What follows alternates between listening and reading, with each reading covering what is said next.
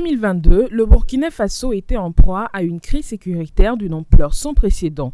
Plus de 50% du territoire national était alors sous l'emprise de groupes terroristes. Le pays était à genoux, rongé par l'insécurité, la peur et le désespoir. Des milliers de familles déracinées, des écoles fermées, des régions entières livrées à l'obscurité. C'est dans ce contexte que le capitaine Ibrahim Traoré a pris les rênes du pays avec une détermination sans faille de restaurer la souveraineté nationale. 2 ans plus tard, les résultats parlent d'eux-mêmes. En 2025, plus de 71% du territoire burkinabé est reconquis et placé sous contrôle des forces de défense et de sécurité FDS et des volontaires pour la défense de la patrie, VDP. Ce n'est pas qu'un discours, c'est une réalité vérifiable sur le terrain. Les zones autrefois qualifiées de non-étatiques revivent peu à peu, les marchés rouvrent, les populations reprennent confiance. Dans toute la population du Burkina Faso, il faut qu'on soit résilients, soyons ensemble pour pouvoir accompagner notre capitaine Ibrahim Traoré. Parce que le chemin que nous avons pris aujourd'hui, c'est un chemin de non-retour. Il va falloir qu'on gagne coûte que coûte. Ensemble, on doit tout faire pour vraiment accompagner ce capitaine parce qu'il est venu pour nous libérer.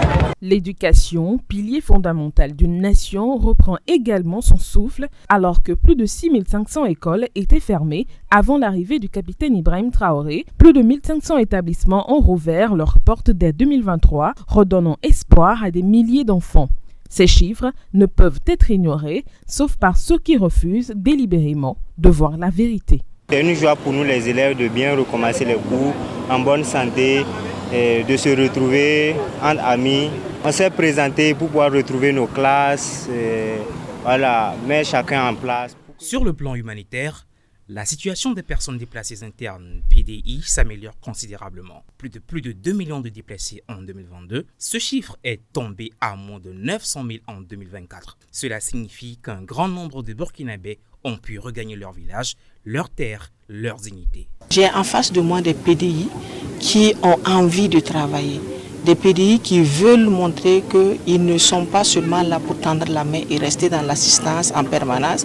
Ils veulent travailler et ils ont exprimé le besoin. Et là où ça m'a vraiment réconforté, dans tous ceux qui ont intervenu, je n'ai pas vu où on a dit venez augmenter les quantités de dotation en riz, en provisions. C'est beaucoup plus aider nous avec des moyens pour qu'on puisse produire. Et ça va en droite ligne avec les aspirations du capitaine Ibrahim Traoré. Et nous allons mettre tout en œuvre pour que les PDI puissent avoir les moyens pour produire cette année.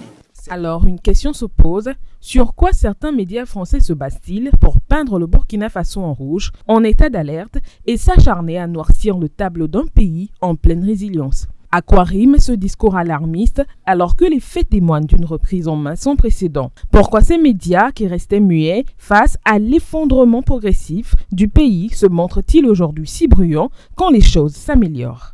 Il est évident que ces campagnes de dénigrement ne sont pas innocentes. Elles sont orchestrées par des apatrides alliés à des puissances impérialistes qui ne digèrent pas de voir un peuple debout décidé à prendre en main son destin. Leur objectif est de briser l'élan patriotique, de semer le doute, de miner l'unité nationale. Mais le peuple burkinabé ne se laissera pas duper. Il soutient massivement la vision et les actions du capitaine Ibrahim Traoré car il en voit les effets concrets au quotidien. Le réveil patriotique est en marche, la reconquête du territoire est réelle, la souveraineté est assumée. Nous les femmes de Niago, nous nous sommes engagées parce que tout ce qu'ils font comme action, ça nous plaît. Donc c'est pour ça qu'on a fait cela, pour leur montrer que nous sommes de cœur avec eux.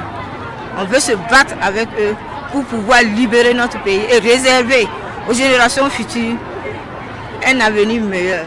Aujourd'hui, plus que jamais, la vigilance s'impose. Face aux manœuvres de déstabilisation, l'unité, la lucidité et la fierté nationale doivent primer. Le Burkina Faso avance et aucun mensonge, aucune propagande ne pourra arrêter ce vent de dignité retrouvée.